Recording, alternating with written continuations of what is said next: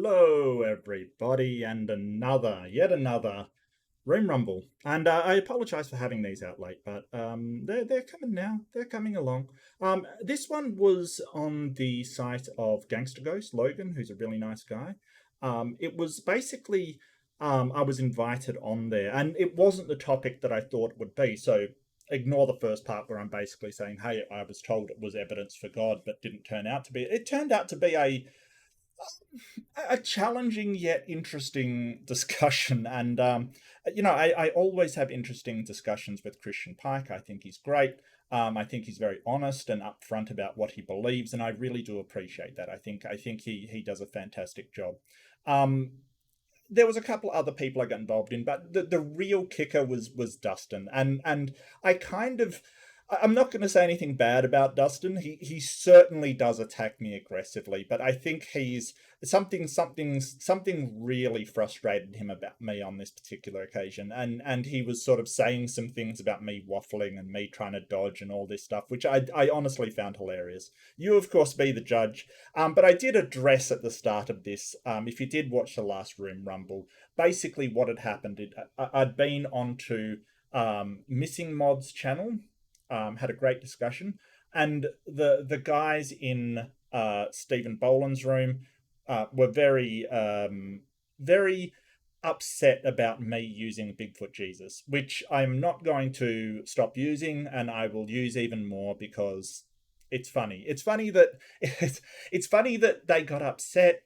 The people who believe in Bigfoot Jesus, it's just all funny to me, and it's funny that they think they can sort of judge me based upon their misunderstandings. It's just all hilarious to me. So more Bigfoot Jesus all day, every day. It's going to be Bigfoot Jesus. It's kind of like the Streisand effect. If you're unfamiliar with that, it was Barbara Streisand sued somebody for taking a picture of her house and putting it online. She did not want that public, and in doing so called way more attention to her house. So in the end, her own actions caused that to happen even more, and I kind of see it like that. But this one is a proper Room Rumble. There's a couple of people getting sort of pushback. Yeah, it was great, but let's get ready to rumble. For the mark. Bye. Man. Hey, I'll be done here in just a few minutes and we'll open up the panel. Okay. Yeah, I wouldn't mind talking to you. You're going to hang around? Yeah. I just do these little teachings for about 20 minutes, then we open it up. Oh, okay, gotcha. But we're about halfway through it. Thank you to everybody for your patience. I appreciate it. And thank you to Logan. Oh, I really do apologize. I was told this was sort of a proof for God stream on my email. I can check it's not really that, Mark. Sorry. Right. That was the other night. Sorry. Oh, well, you said it was now. I do apologize. I can check. It's just... Sorry about that. Proof for Creation. Yeah, having a show Friday, 7:30 EST about Proof for Creation, if you would like to join us. Oh, that was... they switched stuff around because Brother Pike postponed his thing. I'm sorry. Yeah, sorry about that. Okay. It's just I thought it was just a discussion about that. But I mean, we can go into sort of questions that I have about that kind of thing. So like the whole idea that you have these two types of people and that you shouldn't sort of categorize instantly because you don't know what they're going through kind of thing. Presumably at some point they're telling you should categorize these people. Well, what he's saying, you'll see a theme in the Gospels where Jesus is dealing with unregenerated humanity. That's the term that I use. But basically, he's dealing with people who are believers before the church is born at Pentecost and before the promise is made available, which is the gift of the Holy Ghost. Then you'll see after Pentecost, after the second chapter of Acts, the disciples are looking back at the teachings of Jesus through a new lens, having received the promise or received the Spirit, and trying to find a way to apply those things in a church which did not exist before Acts chapter 2. So there's two different angles on the same thing. One angle is to a person who is an unregenerated human being, and the other angle is to an individual who has received the promise of God and become part of the church. What does unregenerated and what has that got to do with someone being a good or a bad person? Like you would say that I'm unregenerated, right? Yes. So how does that not make me a bad person? The Bible kind of teaches that everybody's a bad person, Mark, in so many words. Yeah, I disagree with that. I don't think people are necessarily good or bad necessarily. I think people are very complex, and they do things that may be bad. But what you're talking about is what they call shame in psychology. It's basically the internalization of mistakes and errors. So when you're talking about guilt versus shame, guilt is basically saying, hey, I've done something wrong. That's something wrong that I've done. Shame is internalization of those actions to say I'm inherently a bad person. And it's never helpful. It's never a good thing. It always leads to trouble. So we know that people aren't like, they're kind of just a blank slate. There's no real inherent goodness and badness. Mark, are you familiar with the history of the church? Not really. I'm not sure what that's got to do with how. Well, you're making a lot of assumptions about the conversation. I don't think we've been trying to shame anybody. All we did was give a commentary on some of the scriptures that speak about judgment. Well, I think the current sort of psychological perspective is people do good or bad things, but they're not inherently good or bad. I think Noam Chomsky said it best when he said that we all have the capacity to be either a saint or a gas chamber attendant. Everybody has that capacity, and it is basically your actions that come out of it. Like you may think you're doing good and do a lot of harm to people, for instance, which I would categorize as bad. And we might have to get into a morality thing to say how you're actually categorizing good and bad, because you're using this term, this unregenerated, to describe and sort of make a categorization of everybody that doesn't believe the same thing you do. Well, this teaching is for people who believe the Bible, Mark. Sorry? This is a teaching to people who believe the Bible. We're talking about the scriptures. Well, I think my problem is that it's not an accurate representation of human psychology. Well, it's supposed to be an accurate representation of the scriptures. But is it a true and accurate representation of human psychology, what they're describing? Well, that's the reason I asked you about the history of the church, is because there's been, quite a many, would be a vast understatement, people who swear by this methodology. What do you mean? That it works for a lot of people throughout history. What do you mean by it works? What do you mean by that? Well, you're saying that this methodology doesn't work. That seems to be your position. Well, I could sort of say that the methodology doesn't square up with what we know about psychological states in humans. I could also point to a whole load of, if you want to go through the atrocities committed by various churches following this doctrine, I could certainly make a long list. I mean, if you just start with the Catholic Church, for instance. We could do like Catholics, Muslims, Buddhists, atheists, humans. Well, yeah, sure. I mean, that's just kind of a silly thing to say, is my point. Yeah, we're speaking about whether the methodology is effective, and my point is a lot of folks. No. Honestly, Christian, I agree with you. I agree that in the past, humans' methodology has been absolutely terrible for determining what is the good outcomes for humans and what's the bad outcome. I totally agree with you.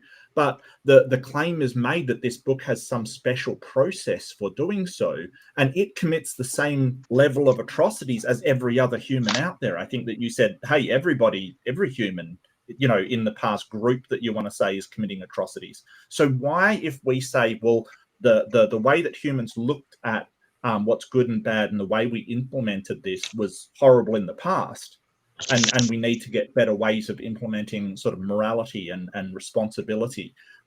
Why would you say, well, this method works?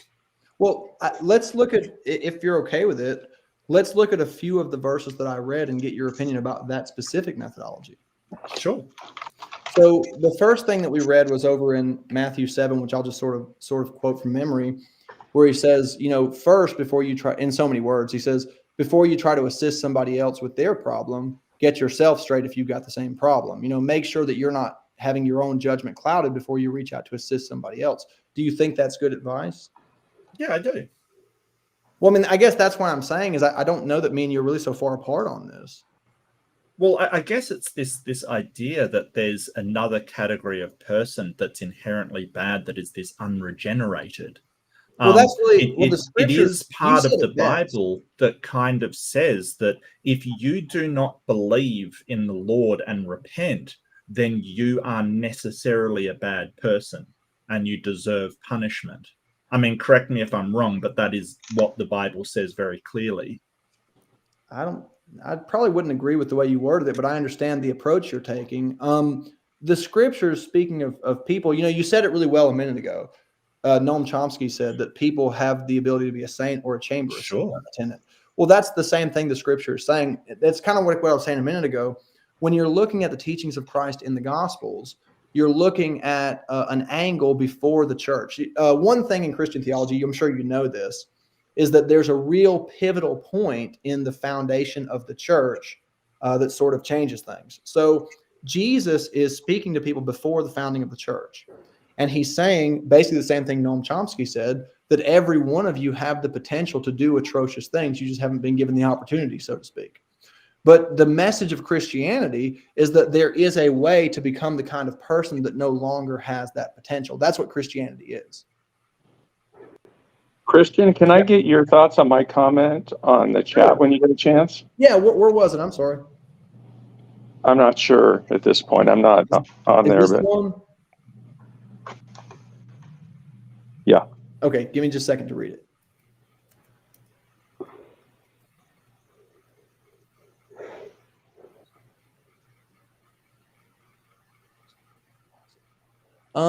Elaborate on it a little bit just so I can make sure I understand your thought, please.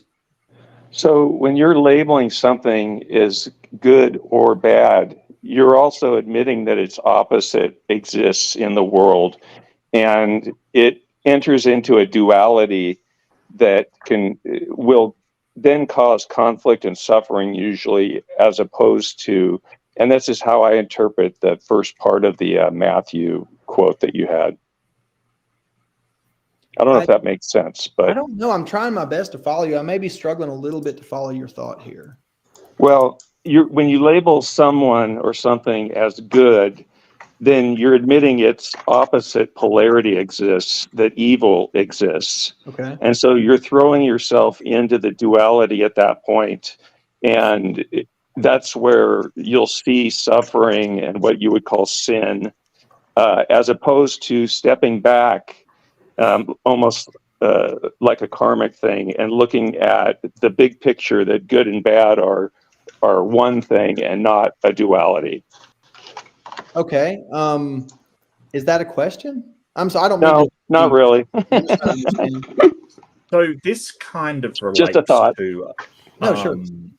this kind of relates to dialectics, which is that generally what we think of as bad, like it's kind of holding in your mind that even the bad, it's kind of like the cloud has a silver lining, that things that are bad isn't necessarily bad. You can always find something good in them. So with and you sort of have to go into moral systems. I think Big Bad Number, I really think that suffering will exist whether you call it evil or not. Like, you could label it whatever you want. You could label it good if you want, but suffering. I mean more will psychological suffering. Yeah, but I mean, when I talk about good and evil, I really it's more meta-ethical relativity. So I'm only talking it in relation to the goal, essentially, of well-being. So anything evil is antithetical to achieving the goal of human well-being. Anything good is supporting the goal of achieving human well-being. So I don't think things are inherently good and evil because I'm a meta-ethical relativist. But I think that psychologically suffering, that you can be right that there is that dialectical approach where you say, even though I'm going through a hard time, it's going to make me stronger. At the end of the day, that's a good thing. So there even is good inside the evil, or inside the suffering, or inside the bad. But I think at the same time, you have to acknowledge that that is suffering or evil, even if there is some tiny bit of good to be found in it. That's very interesting. I can accept that. That's dialectics for you. It's kind of just acknowledging there's sort of a black and white thinking, or used to be among psychologists, that things are either good or bad kind of thing. And dialectics sort of has this idea that even the bad things can contribute, can lead to good. But it's important to acknowledge that they are bad things that have happened. It's not to say, hey, that's good that happened. No, it is bad, but always try to find where, you may have gone through a tough time. And we have to acknowledge, hey, it's terrible. You've gone through a really tough time. You've had a hard time, but it may have made you more resilient in the long run. And you can, finding that good is dialectics, basically. Well, the yin yang sign. Eastern and the bit of the dark circle that's in the white part, and the white circle that's in the dark part. That's your cloud with silver lining right there. Yes, absolutely. That's dialectic. So it's sort of, it leads into Taoism, which is an Eastern philosophy, which is based around acceptance and things like that. So and finding that binary opposition in everything. Everything, and finding balance in everything, which is a really cool philosophy if you ever want to check it out. Thank you for that, Mark. No worries. It's Taoism. It translates to the way, I think, in Chinese. Oh, hey, Lupin's here. Hey, Lupin. Howdy. Can you hear me? Yes. Okay. I don't know how to get rid of my icon avatar, so sorry. I don't know how to get rid of mine either. Mine's at the moment Bigfoot Jesus, I think. Yeah, it is. What the? So this has got a story. I know I made some people mad with this, and I want to explain it, by the way, because I know in the circle I made some people mad in this circle, and it was actually hilarious because they were like, "Oh, he's hassling Jesus and mocking Jesus." I'm actually not. It was. I did a review on these people who actually thought that Jesus was Bigfoot. And they thought the Bible was the mark of the devil, and they were hassling. They're basically just going. It was crazy, right? They thought that Jesus was Bigfoot, and it's hassling them, not anybody's religion. It was hassling these sort of old people. Look, it's on my channel. Like it's crazy. I'm sitting here with I think it was Ember with me, just losing it because it was just ridiculous. And then so Ember made me put out a poll that like to make an emoji on my channel, Bigfoot Jesus, but it's not hassling any of you guys. It's hassling the old couple that literally thought that Bigfoot was Jesus. It can seem probably a little bit blasphemous, but I mean, have a little bit of humor. You could have a little bit of humor and let it well, go. I mean, yeah, but I mean, it's not my religion. I mean, we're getting up to the point of like, if you draw a picture of Muhammad, comically, that people get angry at you. It's like, well, dude, other people have different beliefs. Like, seriously, you can't expect people to restrain themselves because you believe something. It's not like, somebody, I think Darwin was a great man and, came up with evolution. If somebody draws a comical picture, I'm not going to get bent out of shape about it. It's just whatever. Let me jump in for just a second, Mark. Yeah. I just want to say this for the sake of the chat, for questions and stuff. The topic for tonight is, what does the scripture teach about judgment? And specifically, what did the New Testament church believe and proliferate about the subject and concept of judgment? So if you guys have any questions about scriptures that relate to judgment, that's sort of the topic at hand. Otherwise, we can just... All right, sorry, I'm in my mind. What passages are you reading? Well, we read through Matthew 7, 1 through 5 was the first passage. You weren't here for the teaching, were you, Lucan? I was eating. You said Matthew 1? Matthew chapter 7, verses 1 through 5 are the first passages that we read. I need to figure out, how to bring all that stuff on the screen like they do on the other channels. I'm so dumb when it comes to this stuff, man. I need to learn. I could help you out.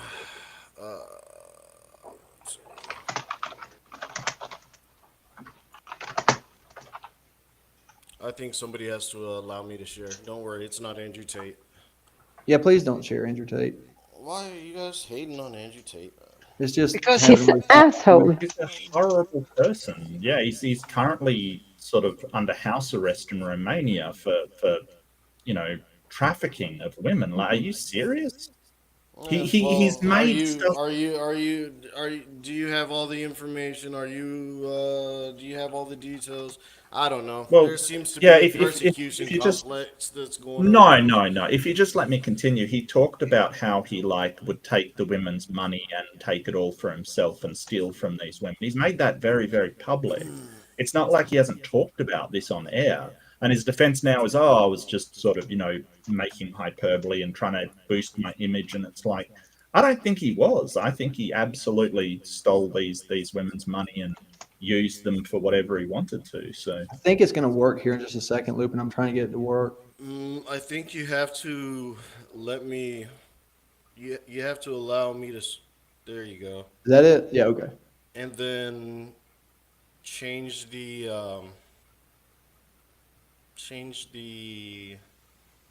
format so where we could see each other.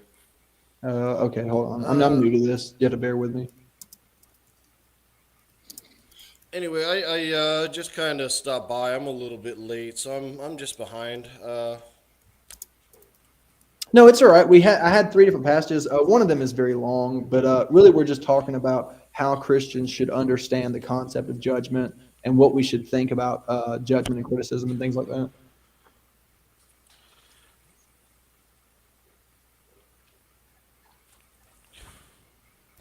Yeah, I see I'm your not screen, but it's just kind of a picture of a Bible website.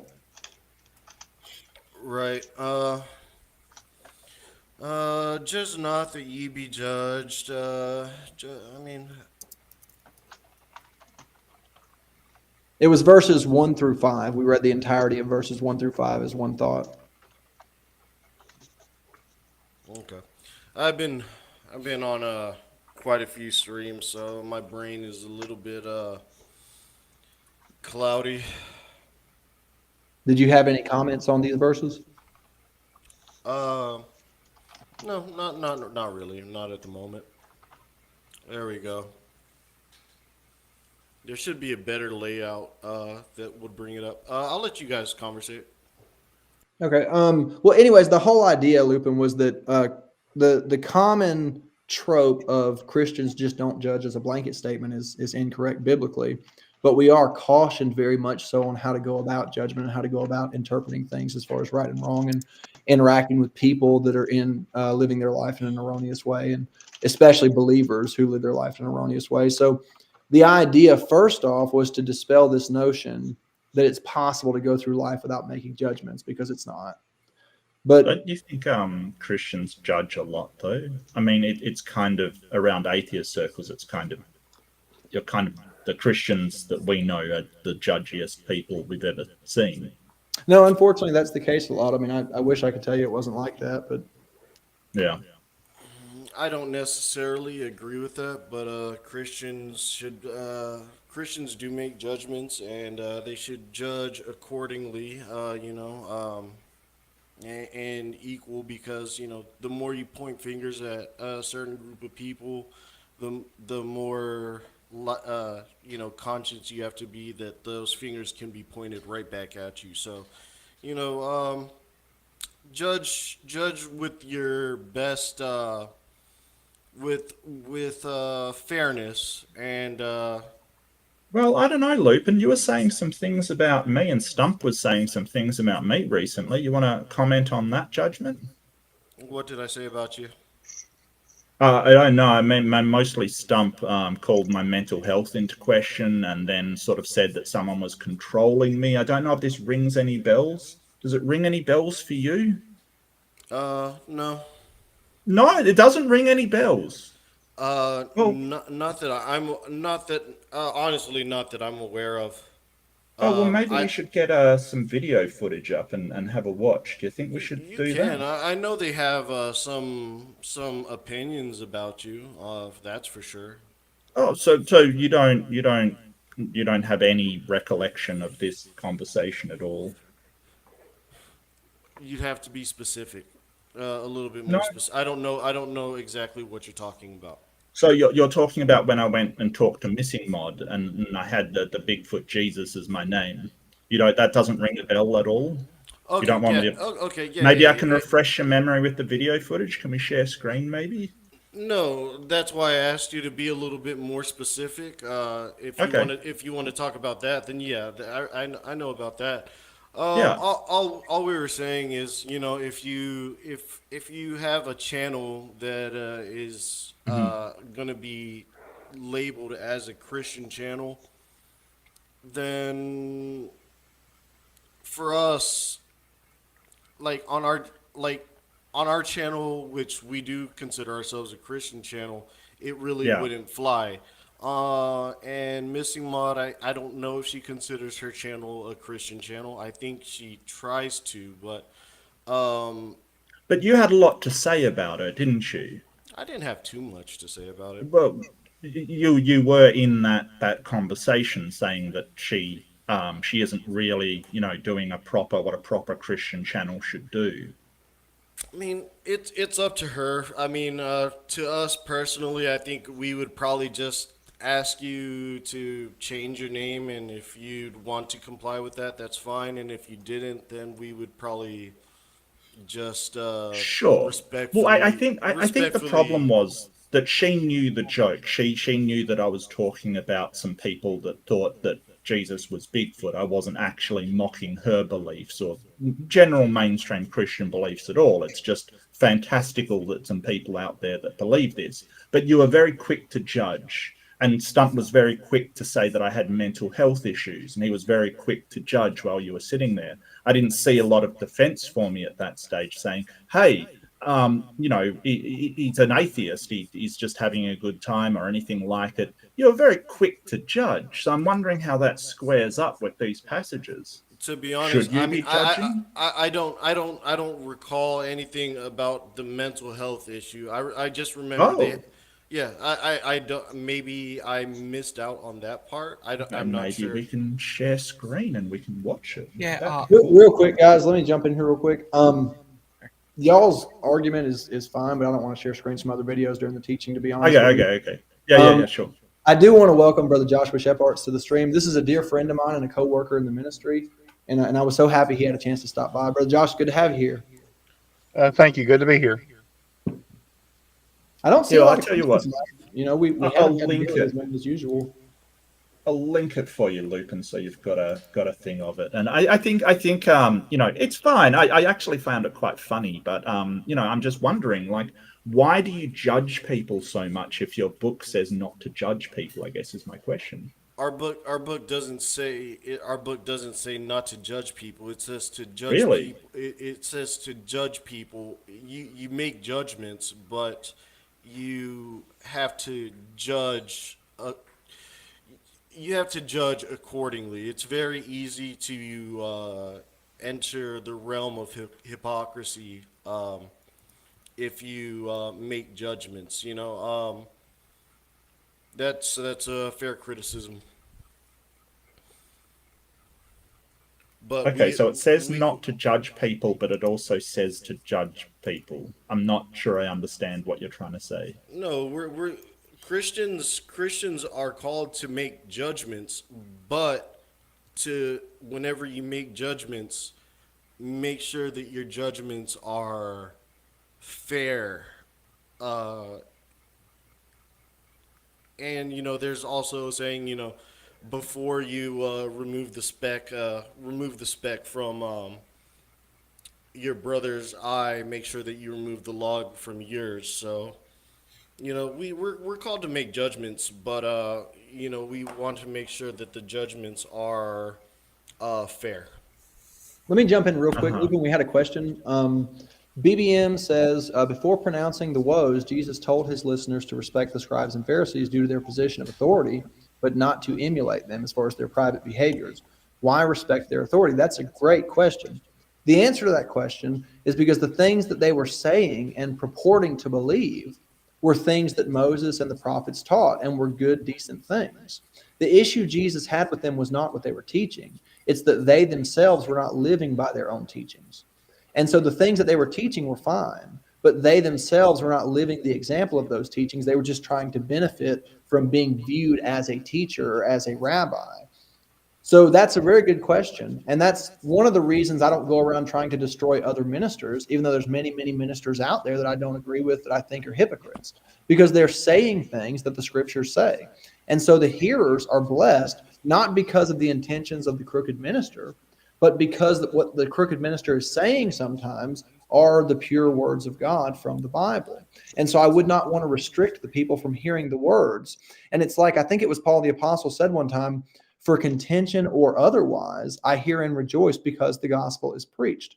And so when a person is telling people what the scriptures say, that is good news for the people from a Christian perspective, But Jesus was coming against those who were trying to reap the benefits of being respected in authority when they themselves were not living by the very things that they were teaching. So it was a condemnation of hypocrisy, not of the things that they were teaching. You know, brother Christian, I don't know who the other brother was. Sorry, that made the comments a few minutes ago about the example about the pulling the beam out of your own eye before you get the mote out of your brother's eye. But I was sitting here thinking about that example, and see, Jesus was telling the Pharisees that they were supposed to have spiritual sight to judge properly, but they were obviously spiritually blind by their own pride and their own hypocrisy. So he was telling them not to judge, lest you be judged. He said, for with the judgment that you judge, you shall be judged with that judgment. It'll be measured unto you. And the Apostle Paul tells us, he said, he that is spiritual, he that can see, he's not in hypocrisy, and he has the authority that they were supposed to have had to judge righteously. Because Jesus said, if you must judge righteous judgment. So there is a judgment we make. We have to make a judgment when we decide we're going to marry one woman and choose her and separate her from all the other women in the world that we're not going to marry.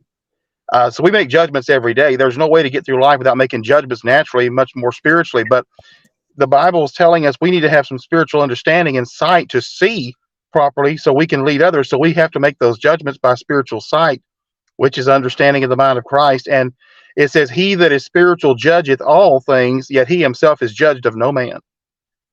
So the Bible definitely teaches us to judge. Sight work. How does that work? Spiritual sight. I don't even know what that is. Well, you have to have your eyes open. The Bible says, pray that God will grant unto you the spirit of revelation, that you may comprehend. I mean, when you see naturally, it's just a type of spiritual sight there, sir. And when you don't go bumping into walls if you can help it, because you can see right, you see properly, so you're not groping around in the dark. So you can make accurate judgments as to where to go and where not to go, and what's right and what's wrong, naturally speaking. So when you apply that spiritually, because this natural world is a type and a shadow of the true spiritual eternal world, the invisible world, that you do see through eyes of faith, and you have faith when your heart is purified by faith by God, and the pure in heart shall see God, Jesus said. So you then begin to make judgments because it is part of your experience, not just a human experience, but it is part of your growth in God. And you have to do that just like you do in the natural world. You don't get by. We're not pretending here that we're not making any judgments, because that's foolishness. I mean, it's now being applied, that dangerous way of thinking. I get you. I get you. It seems like your sort of spiritual growth, I would sort of say a sort of just building up understanding of people and things.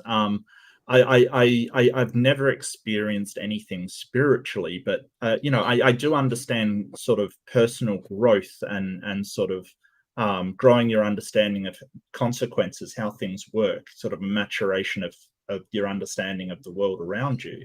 I'm just wondering how you access that spiritual side of it. Well, you first of all have to be born again, and when a baby is born, he does have his eyes already, of course, unless something is wrong with him and he can't see. But he does have to learn to focus. I mean, you don't remember things from when you were a year old, probably. Some people claim to remember pretty far back, but it's rare that they remember probably before the age of 3 most of the time, because their mind is not trained yet to focus. And you don't really see. And what's your name, by the way? I'm sorry, I'm Joshua. Mark. It's in sort of Mark.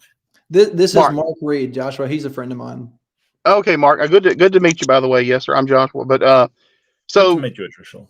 yes, sir. As much as we can meet through the medium here.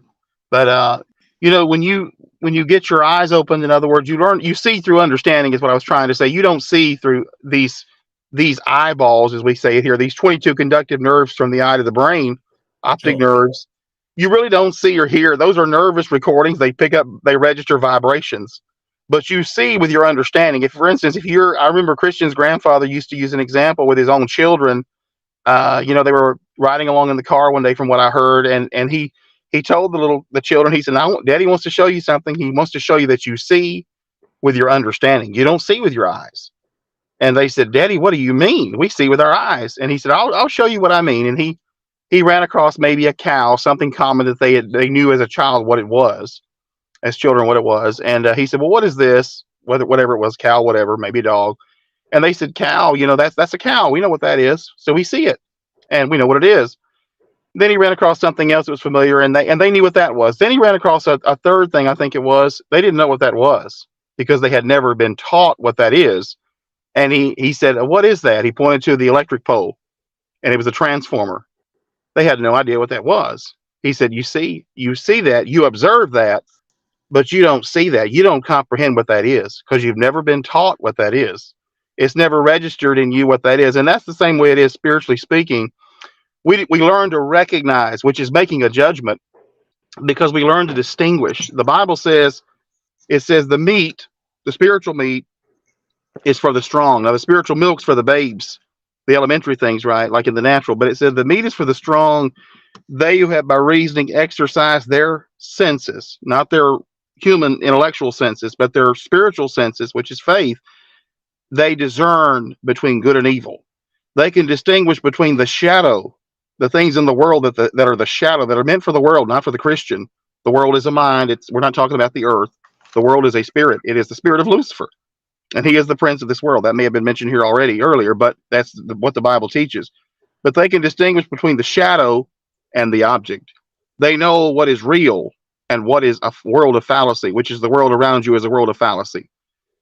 And it is a reflector, a reflection world, just as the moon is a reflector of the sun. It does not have any light of its own. It doesn't produce anything. All it does is pull through vibrations from the sun, and it reflects that, and then it seemingly projects that over to you and I here on the earth. But it doesn't have any light of its own. And this is what Lucifer is. He is a reflector. And the intellectual mind that people are often caught in, which is a stronghold of Lucifer, is a reflection of the true spiritual mind, and it got between God and his creation. And this is the word of God teaching us these things. I don't mean to, pardon me for going on so long, but that's we have to learn to see. We have to be born again. Jesus said, except a man is born of water and of the Spirit, he cannot see the kingdom of God, because he said the kingdom of God cometh not by observation. It doesn't come through the world of sight. It is a spiritual thing. It does have a manifestation in the natural dimension that you see around you, because you then begin to perceive in that middle realm, you begin to see things as they really are, and you're transformed by the renewing of your mind, by God's Spirit transforming the renewing of your mind, and he teaches you to see things the way he sees them. So you don't see them with that corrupt infiltration that you were born with, that selfish human reasoning. You don't see it like that anymore. You see them from the inside out, the way that God sees everything. And that is the condition that it takes to judge things properly. And when a judge is on the judgment bench, pronouncing judgment, he is only a type of a true minister or a true son of God who is called to, as God told Jeremiah, who was just a prophet, he said, I've set you over the nations to pluck up and to plant. He gave him authority over all those nations, not just a local assembly or just a local group, but he said, I've set you over the nations. And Jesus, I believe it was, said, every plant that my heavenly Father had not planted, I'm here to uproot it, because it's a tear. It is growing in his garden. And even as Khrushchev knew that from the Bible, as even he was being communist and supposed to be an atheist, he was probably a great Bible scholar. He told someone he had weeds in his garden, and he was using an analogy, of course, from the Bible. There is a lot to unpack there. So you sort of went through sort of memes and identification, like where you don't have the meme of sort of psychologically speaking of a transformer. We don't know what it is. So I don't see how that relates to a god. It just seems to be a identification thing. We see something, we neither know what it is or we don't know what it is. There doesn't seem to be sort of a god in there anywhere. You said that the world is a spirit, a shadow, a projection. It's kind of weird that you're sort of saying this while engaging with me in the empirical world. Like you're seeing me, you're hearing me, and it doesn't seem to be any kind of sense you can identify that is discussing with me, except the ones that you say are a shadow and not real, and I believe a product of Lucifer. So it's kind of this weird. Well, if you're sort of claiming that all I'm seeing and hearing is a product of Lucifer, why would I be listening to you? Because if your entire world and your entire physical and your entire reality around you is the product of something that is a lie, then it's kind of pointless to listen to somebody who's saying that, because they're trying to tell me, don't listen to me. I'm not sure how the world is sort of a reflection as the moon reflects the sun. I don't even know what that would mean. It sounds like you're kind of going for a sort of more idealism, that like the world is somehow a falsity and the ideas in your head are somehow the real ones. And I kind of have to reject that, because so the world is the world is a in other words, the world is a fallacy. A world is a mind.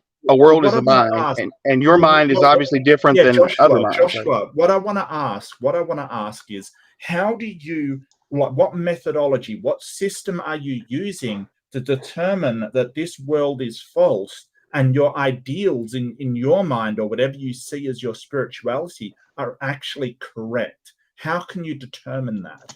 Well, you'd have to be born again to understand what I'm saying. But again, you are in a shadow world and you're in a shadow mindset, Mark. And so when you can't perceive spiritual things because they come from God. And if you're closed to God, your understanding is closed to God. You're not open. God won't violate. In other words, you're blind. Your eyes are not open to that. Well, there's no way to, spiritual things. You can try to explain things to. Have you ever tried to explain something to a blind man? It doesn't do any good. He doesn't see it. Yeah, but you can still explain things to a blind man. No, but he doesn't understand what you're saying if he's never seen, right? Yeah, he can't receive what you're saying. In other words, unless his eyes are open, you can't explain colors to a blind man. Yeah, well, yeah, you can. You can associate other senses with them. So we've been through this before, Luke, and I'm sure I've talked to somebody on we Steve's have. channel about this. I remember. You can describe like heat and cold as red and blue, and you can sort of describe the visible light spectrum in sort of its frequency. Again, you can describe all kinds of things, but we're not talking about your selfish way of doing that. We're talking about him receiving what you're saying. And if you're just thinking about yourself and not about his reception of what you're saying, about you trying to transmit something to him, he doesn't understand a word you're saying if he's never seen it. It doesn't mean a thing to him. It's just like you trying to talk your language to a Japanese man. He doesn't understand what you're saying. I hear what you're saying, Joshua. I'm sorry. I don't mean to cut you off. Something came up. I'm gonna have to take off, guys. I would like to stay and chat maybe some other time though. Sure. Okay, see you, Lupin. Thanks for stopping by, buddy. Mate. All right, take care, brothers. But all descriptions are imperfect, and yeah, you can describe things to them, though. That's the whole point. We can make analogies. We can use other senses to describe these things to a blind man. So really, I'm getting down to, how do you know that this spiritual sense that you claim to have and that I don't have is actually reliable at all? I can't explain it to you in your terms. I mean, the only thing I can tell you is if you go through a veil, once you get on the other side of the veil and you look back and you see where you were, and then you see where you are, and you still see where you have still yet to go, then you can make some accurate comparisons or judgments. That's the only way I can describe it. What's the veil? I'm not sure. This world is a veil. In other words, it is as I said, it's a fallacy. It's a figment of your imagination, really. And I'm not talking about, when I say that, I'm talking about your perception. That is what the world is. It is your mind. And I'm saying that the world is a projection of a mind. Everyone's mind, they have the same mind as far as a human being, but some may be greater in that element of things than others, or some may be, of course, if they're influenced by the mind of Satan, which is he is the prince of this world, as the Bible says, then they are just a stronghold that perpetuates that problem. But it's pretty simple, really. In other words, you're not going to perceive that or understand that until you experience that for yourself. Because again, you've got to be born again to do that. So the problem with that, Joshua, is you're basically saying that everything I perceive is not true, and then can you see the paradox of saying, hey, everything you see and experience is not true, it's all a lie, but you telling me that is a part of the things that I experience. So what you're saying is that what I am saying currently is a lie because I'm perceiving it with my senses. Exactly. I didn't say everything you're perceiving is a lie. I said your perception is wrong. So that's what warps it. Okay, so why should I trust you on this idea of the veil and the spirits and all this stuff if what you're telling me is my perception of what you're saying is false or not reliable? Well, it's not my job to get you to trust me. I mean, if you're relative to God, if you belong to him before the world ever was, just like Paul was relative to something, when that voice spoke to him, he was relative to that voice. Those other men didn't hear that voice, and they didn't respond the way he did. They didn't even hear it, let alone respond that way, because they were not relative to it. It's just like a dog hears things that you and I don't hear. They're on a different frequency, right? If you are elect of God, then you'll be relative to the Spirit of truth. That's his spirit. And when he speaks, you'll hear his voice. Jesus said, my sheep know my voice, and a stranger's voice they will not follow. I'm not trying to show anybody that I'm brilliant, because I'm certainly not, and I'm not trying to be. I'm not trying to win some kind of debate or argument. It's not about that. All that is foolishness, and all that is frivolous. That's like lawyers arguing something out in court, and one will disprove what the other one says, and after a while, there's no absolutes to anybody, and they're thinking because they're going in just intellectual circles in a bottomless pit of their own human reasoning. So that's not what I'm about. Well, that's not what Christian's about. That's not what any. In other words, it's just you're claiming to me that I should believe you that this world that I perceive around me with my senses is a lie and a product of a demon, essentially, right? It's a thing that a shadow is what you called it, and that there's another world. But I can't believe that without you demonstrating that that's actually the case. But it seems like you're sort of saying, well, be born again, believe it first, and then you'll see that it's true. Which I'm kind of stuck because I can't believe. No, I'm not telling you. I'm not telling you to believe anything first. You have to understand you have to understand something to believe it, right? Would you agree with that? You have to understand something. You can't. I think you have. You can't really believe something you don't understand. That's the case. I don't think that's the case. I think. Well, you're telling me that you require proof. In other words, you want your version of your definition of proof is you want to see something, right? To believe it, right? Well, let me explain. Like you. So that means you think you understand that. You think you see that. Can I cut in here? Let me explain. Can I cut in here, please? Well, let me explain just quickly. Let me explain. Well, Dustin, come on, dude. So you can see a transformer. I may not understand. I mean, I do understand how a transformer works, but look, just say I don't, right? I can see that transformer, which was your example. I believe it. I believe it's there. I don't know how. So I don't have to understand it to believe it. Well, anyway, that's up to you if you think that way. But in other words, what I'm trying to say is you've got to be relative to the spiritual world. That doesn't mean that you consciously perceive everything the way that you will maybe in 20 years with any spiritual growth. But you do have to have your eyes open, and you do have to be relative to God to discern whether or not the voice that is speaking to you is right or wrong. So you got to have some kind of judgment, spiritually speaking, to do that. And that goes back to election and the sovereignty of God and all those things. And I won't keep talking all that. So I didn't realize you had. I can see some names here. Somebody else talking about. I'm talking about. Let me jump in for just a second. I just wanted to say hey to Dustin. I noticed that Dustin jumped in here. I've been dealing with the comment section. I've been trying to kind of see to that. And you guys are doing great. I mean, this has been a fun stream. It's been kind of strange, the subject matter, because the intention of these teachings, Mark, this is not really a panel like in the traditional sense, how we usually do panels. These are usually just sort of questions and answers and commentary on what I'm sorry, I didn't mean. realize. No, you didn't know, man. I appreciate you stopping by. But really, like, the intention of this particular teaching was to determine not what we think about judgment, but what the scriptures are saying about judgment, what the intention of the author was about the subject of judgment. So it's not really so much to determine whether the scripture is true. It's not that kind of discussion. It's to determine what the intention of the author was in that scripture. Yeah, I think that so the way that you've explained it to me, that judgment should be something that is very seriously and vigorously sort of, before you come down on a judgment, it should be vigorously tested first. I think I would agree with that. I think all judgments should not be in haste. I think our legal system is the premier example of that. You do not judge someone to be guilty unless there is an overwhelming amount of evidence that that is the case. So I do agree with that, but I don't think that's a really sort of novel idea that we have a lot of sort of evidence for us to judge. No, I understand that. And judgment is an interesting word because it's one of those words that requires context, which most of them do.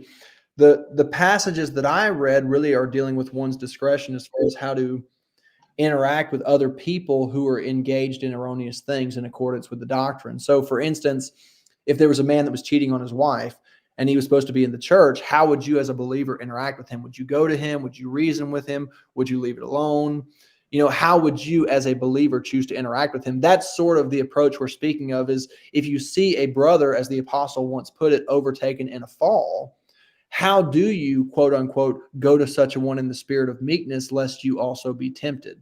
What is the, for lack of a better term, methodology that a Christian uses in order to reach out a helping hand without being self-righteous, to lift somebody else up out of a temptation without falling to the snare of hypocrisy?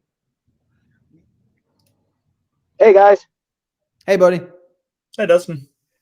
So if this is a good point, I have some questions for Mark. Sure. I bet you do. Hit me. Mark, do you take it on faith that you're going to wake up in your bed and not on the ceiling tomorrow? No. It depends what you mean by faith. Do you have faith in the principles of gravity? Could you sort of clarify on what your definition of faith is? Because I've heard a whole load of definitions. I'm not sure if you want to go off topic, okay. Christian. Let me ask you this. Based on I don't want to your experience throughout your entire life. Hold on, Christian. Let me clarify. Based on your experience throughout your entire life, do you expect that for some reason gravity is going to reverse itself? You're going to wind up on the ceiling in the morning?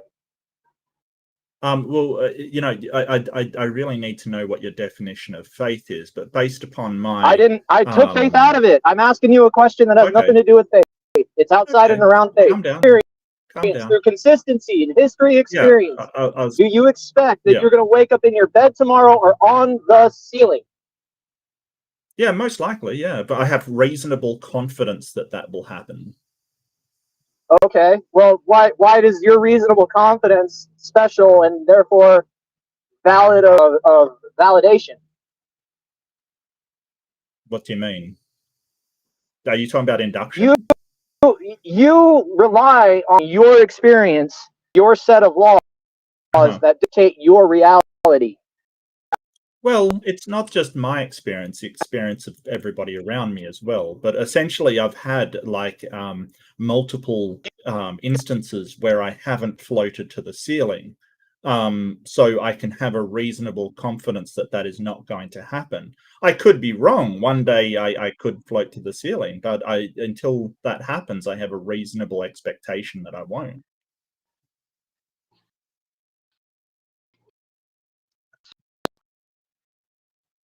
Why are your set of beliefs more valid I'm sorry, than you're a cutting Christian's out, beliefs? Dustin. I'm not hearing you, man. Why are your beliefs validated more important than, say... Right. Right? Because you dismiss Christians out of hand. And the only one you disagree with them on is whether there's a God or not. Well, my beliefs in what? like I have a lot of beliefs. I'm not sure exactly what you're referring. Do you mean my belief in gravity? Why that is more valid than a belief in God?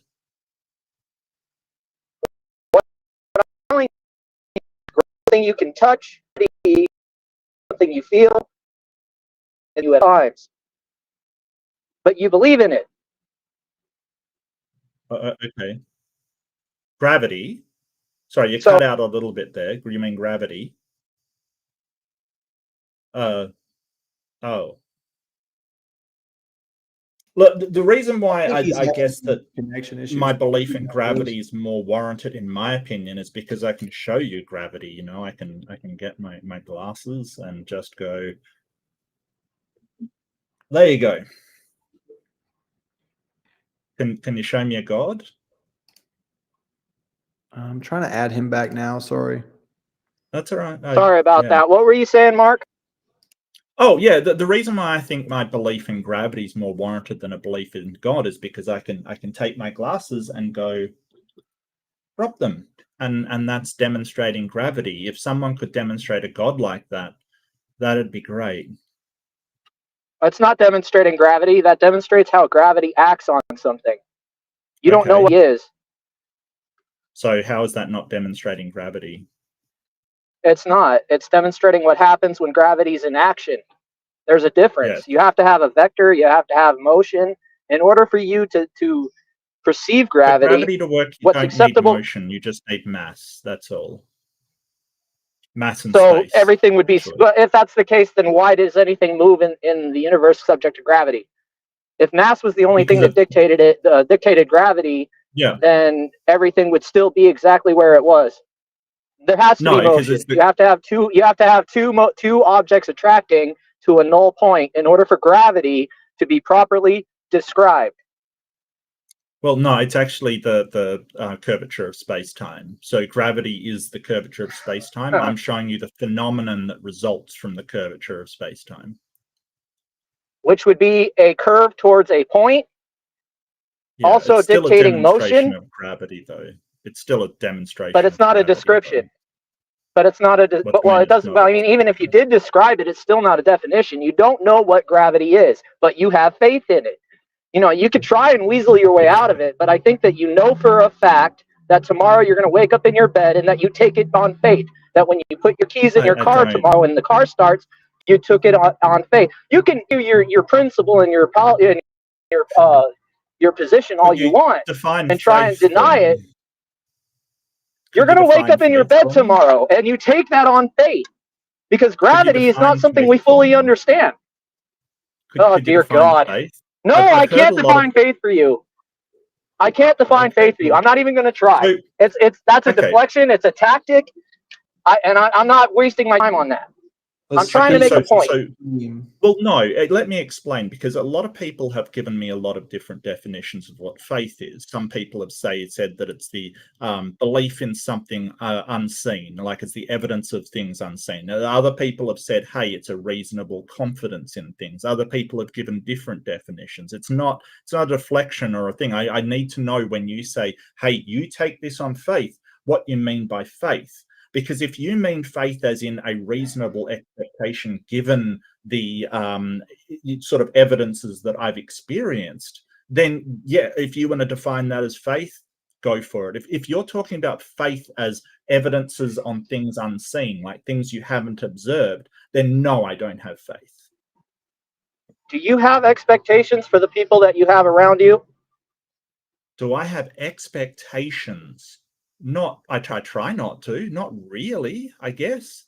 Do you have a child? No. You don't have a child. This is going to be hard then.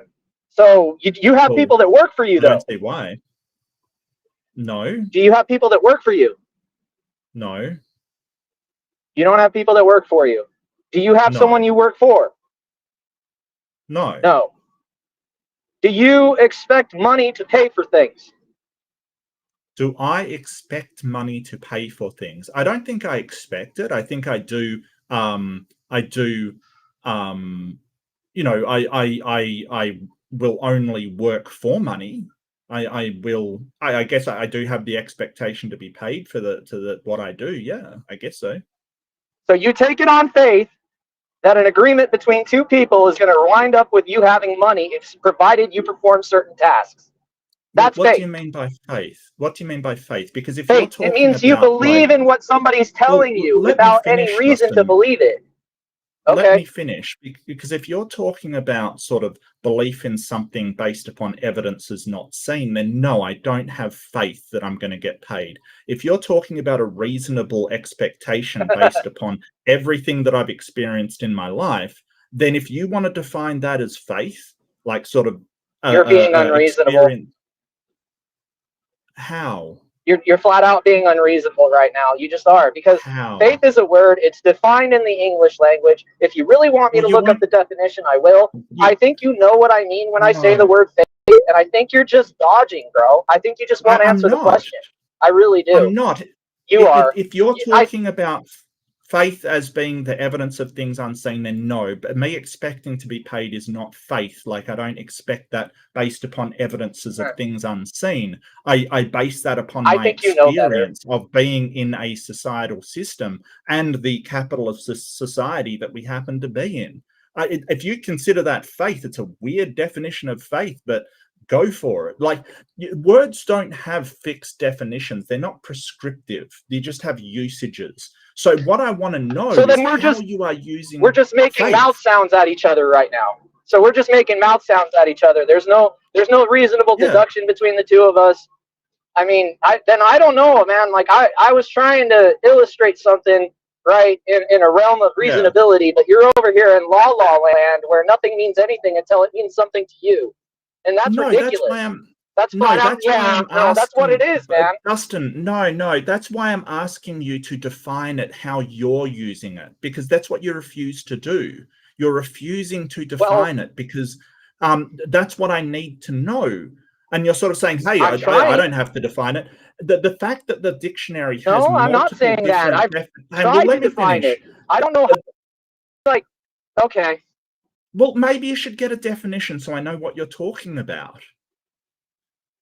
I could do that. I mean, I'm driving right this second. I didn't have that opportunity. Okay. I didn't think you were going to waffle on a definition of a simple word, right? I didn't think this was going to be an argument between a 26-year-old and a 3-year-old. I didn't think that's what was going to happen here. Well, I don't think that's fair, but I gave multiple definitions. I think that's exactly correct and fair, and it's something that was said to your face. So you can't say that I said it behind your back. Okay, well, that's fine. You're just not being reasonable, and I don't appreciate it. Okay, I don't appreciate how you're being unreasonable right now. You know what faith means. You can say that, but I'm 47, not 26. Okay. I'm 26. I was saying you were 3. Oh, is that what you were saying? Got you. Yeah. Just so there's no confusion. Yeah. And if I need to explain it again, I will. That's really mature, mate. That's really mature.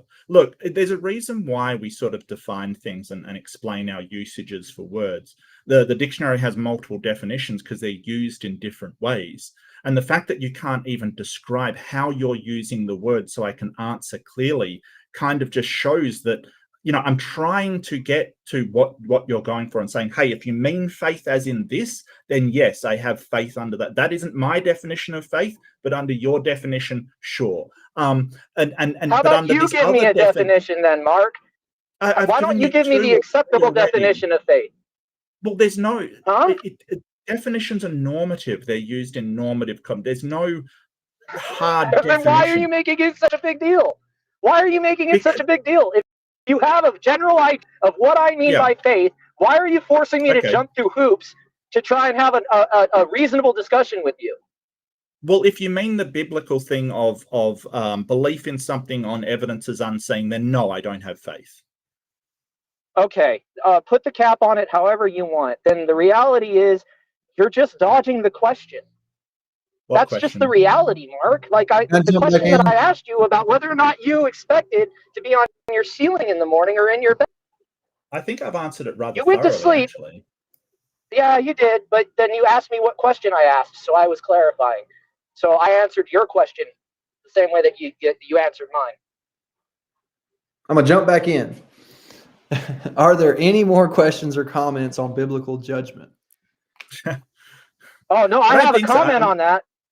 I have Well, a comment on think biblical judgment. calling someone a 3-year-old is a judgment. Wouldn't you agree, Dustin? Well, that's the difference between me and Lupin. I know the difference Right. between not judging because it's a bad idea and judging someone knowing that my measures are going to be used against me. That's what the Bible says. It doesn't tell you not to judge. It warns you of the consequences of making judgment. That's what the Bible says. Okay. Anyway. Well, I mean, yeah, I've tried to answer as best I can. You know, And can you define judgment? What's judgment? If people are not inherently not good or bad, why are you upset with Stump over him making statements about your mental health? Oh, shouldn't it just be, arbitrary and it shouldn't bother you? But I guess you're just too mentally evolved. I don't know, man. Well, I kind of confused found about that. funny that sort of somebody with no psychological background and has no sort of doesn't even know me is sort of making these things. I actually found it pretty funny. But basically I said there was no inherent good and bad in people, like people aren't inherently good and bad. That doesn't mean that there's no good or bad actions, that doing something can't, like under my view, affect well-being to be detrimental. So that would be a bad action. So I'm not saying that good and bad don't exist. I'm saying that I don't think people are inherently good or bad. I mean, I personally think someone who has bad intentions for me can be reasonably classified as bad. Really? I think so. I think that if someone was to do something against my health, I can probably presume that that person's not good to be around me, therefore a bad individual. Wouldn't you? I mean, let's say I was to try to feed you poison. Would you come around me again? Or would, in the back of your mind, do you think that there's always that possibility I'm trying to poisoning you or something? Well, what if they don't know it's poison? Are they still bad? Yeah, I think so. The level of intelligence of the person being taken advantage of has very little to do with the good or bad of the action. Well, so somebody serves you, say, cooking that chicken that's undercooked, right, and giving you salmonella and possibly killing you. They're a bad person. There's procedures in place that are supposed to avoid that, and if you skip those procedures, I'd say you're a bad cook. That makes you a bad person. Yeah, absolutely.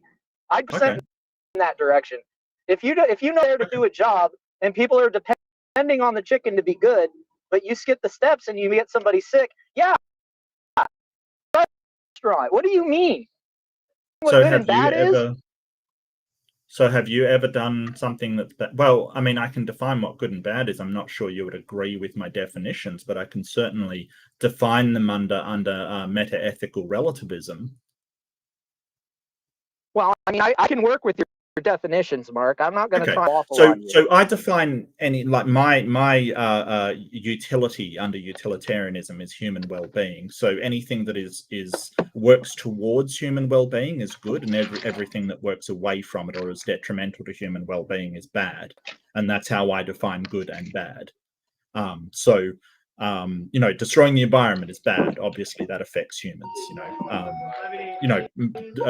Hurting somebody is bad. Obviously, that affects well-being, right? So that's just a rundown on what I'm talking about when I'm saying good and bad. So, what would that relate to metaphysical perception, such as like when we come to engineering? If a strap is bad, can we maybe include like a mechanism in your definition for that kind of a scenario? So for something to be described that way, really you're talking whether it meets functionality or does not meet functionality. So if the engineer designs something to be, a good, a solid, durable strap, then it's a good strap. But a lot of this is just perception. Is a good engine one that gets a lot of mileage, or is a good engine one that's powerful? A lot of it is subjective. I'm not going to argue with you about being subjective or not, but go beyond subjectivity. Sure. Yeah, there's objective things. I'm not sure what relation that's got? Do you mean there's objective, like good and bad? Well, there would have to be at some point. You would have to get that conclusion because gravity being so Why? consistent would be considered good. Well, a lot of people have found gravity to be exceptionally bad when they've fallen off things.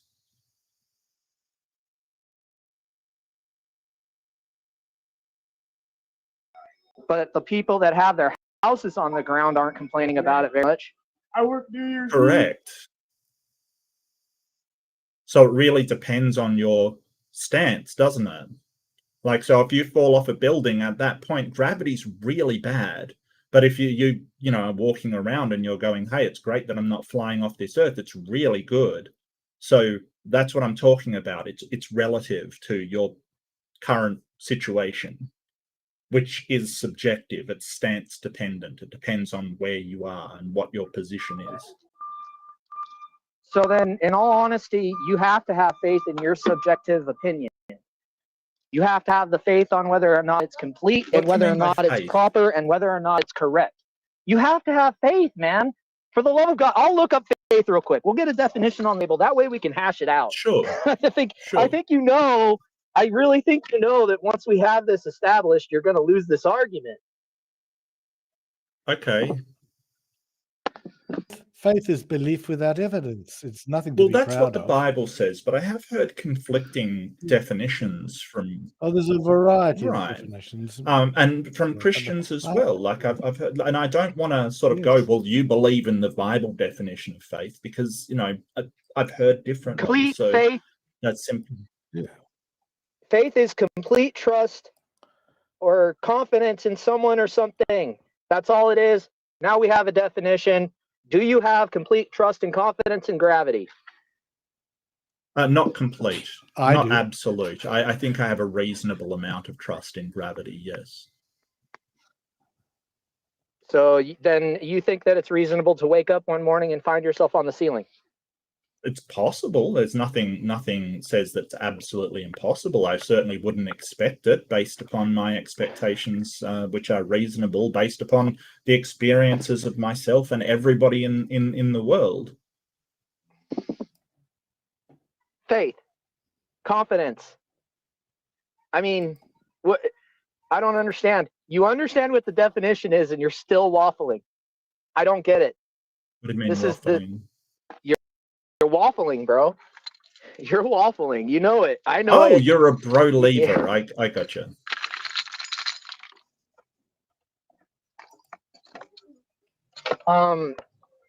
Look, you and I both know it's not likely that everything on the surface of the earth is going to fly away tomorrow. No, I don't There's think it'll happen. There's a lot of people. No, I don't think it'll happen. No, I think that's. You don't think it'll happen? Incredibly unlikely. So, yes, correct. Outside and around you, there are lots of people that complete faith and confidence that gravity is going to be on tomorrow, right? So well, even if you, I can't tell. I can't tell. Gravity got suspended in the Bible. When Jesus walked on water, he suspended gravity. For always trust you to bring up an irrelevant and completely facile argument, Claude. Just do me a favor. Go someplace else for a little bit, okay? No, it's not your show. That's right. That's not mine. But I feel like I'm reasonable in asking you to go. Christian's show, to be honest with you, I feel really bad because it was Christian's show, and I feel like I've done a disservice by even being here. It's not you, but it's you're fine, Mark. It did kind of go sideways a little bit, though. Oh, it went very sideways. It maybe even floated up to the roof, maybe, you could say, Christian. Can I comment on the faith thing? Is that okay if I jump in? Sure, go for it. Well, obviously, Mark made this point in the comments earlier, but obviously, if we're going to have a discussion about something, we have to agree about the ground rules, and so Mark was kind of making the point that if we're going to talk about faith, we need to say, well, what do we mean by that? The scripture says that faith is the substance of things that is hoped for and the evidence of things that are not seen.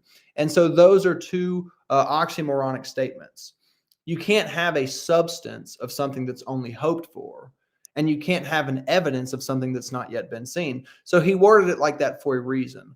Paul was saying that real faith in God is not a natural thing. It's a supernatural thing. He gave two oxymoronic statements about it to let people know they're not going to figure it out. So when we're saying faith just as secular people, I think Claude said it best: faith is belief without evidence. But if we're speaking of what the writer of Hebrews and superseding the scriptures intended to be understood, I agree with Paul, or you'll say the writer of Hebrews. Of course, I believe Paul wrote Hebrews, but I think the point he was making was that faith in God is not a natural thing to be understood by a natural man's mind. And he gave these two statements just to confuse the people, so to speak. He said it's the substance of things hoped for, which is a nonsensical statement, and it's the evidence of things not seen, which is a nonsensical statement. Paul was letting them know that faith, real faith in God, is a supernatural thing, not to be figured out by man's rationale. So are we discussing what the writers of the scriptures meant when they used the word faith? Or are we discussing what that word means in the world today, as Claude said, belief without evidence? Well, I think under either of those definitions that I don't have faith. I think that when do I have faith that or a belief without evidence that I'll float to the ceiling tomorrow? No, I've got a lot of evidence that is based upon that's not a faith belief. And I think that sort of, under either of those, I wouldn't have faith. But again, Dustin said something different, which was sort of a confidence. I can't remember the exact definition with you, Gabe, but it was a third one. It's complete trust and confidence. Complete trust and confidence. That's the definition that I went with. Okay. That is a way that people use the word sometimes. I mean, sometimes when the word faith is used in a colloquial sense, they're simply speaking of your degree of confidence in something. Now, that's why I go back to saying, what kind of faith are we talking about here? If you say, hey, Christian, do you have faith that the client's going to pay you when you finish their tile job? I'm going to say, yeah, because, 85, 90% of clients do without any trouble. So generally, I have confidence that they will, if that's what we mean when we use the word faith. But like on this broadcast, or on this kind of broadcast, I would be more interested in getting to the bottom of what it was that Paul meant when he wrote that very obscure and strange definition for faith. Now, I believe, and correct me if I'm wrong, Dustin, I believe that what Dustin is saying is that the idea that we look forward to any unseen thing of the future with a degree of confidence is some kind of faith. Is that right, Dustin? Well, and then there's a level of, there's a component in there of predictability as well. But yeah, for the most part. Okay. Like, for example, Mark, okay. Oh, wait. Let me fix this. Okay. Do you believe in peer-reviewed paperwork?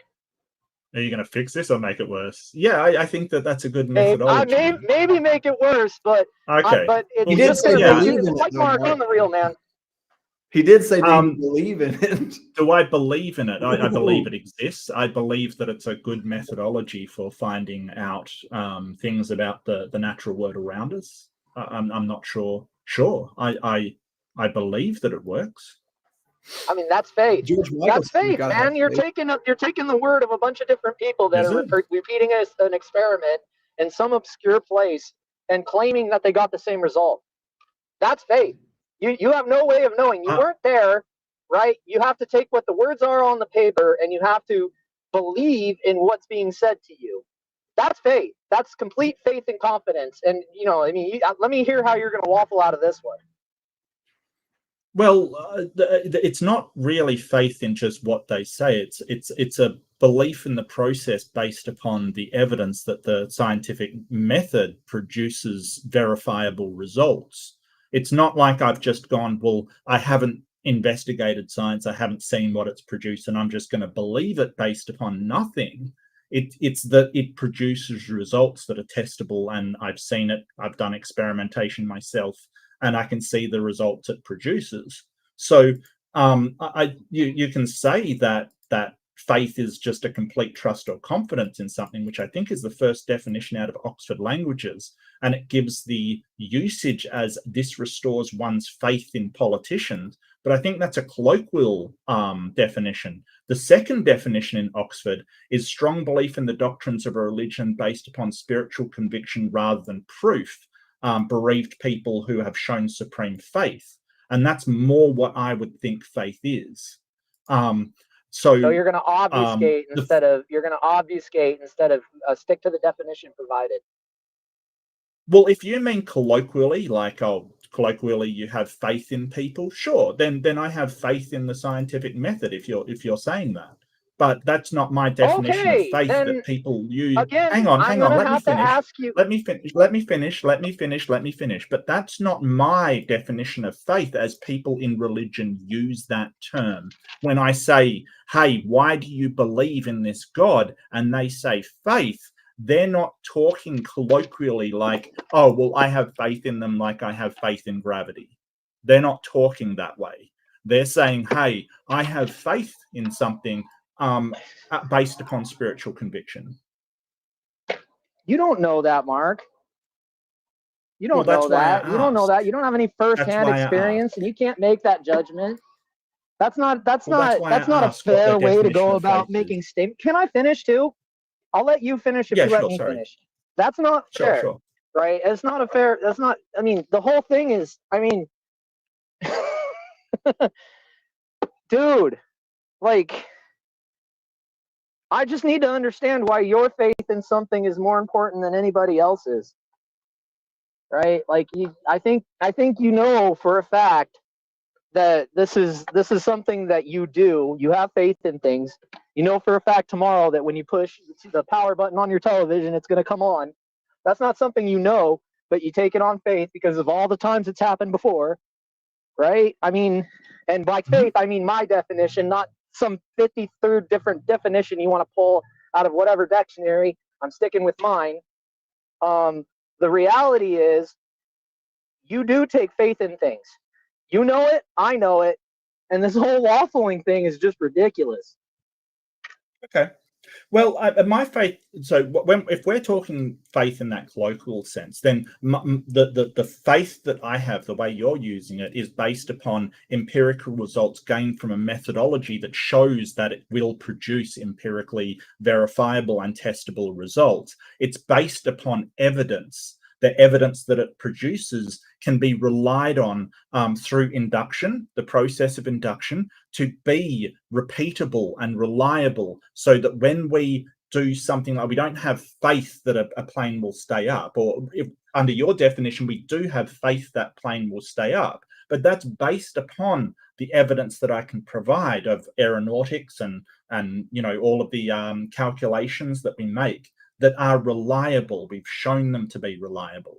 The problem is that when you say, oh, well, I have faith in a God, and I say, hey, well, demonstrate why you have that faith, you say, why do I have that faith? For the things that I've seen, for the manipulation games I've seen played on people, for the psychological outtake that it has on them, and for the absolute and unmitigated belief that it was because of magic or voodoo. Okay, I believe that this whole magic or voodoo thing is a side effect of manipulation, that the actual power behind it is in confusion, and that the actual power behind the confusion is getting someone to do what you want them to do under the auspices of chaos and antithesis to logic.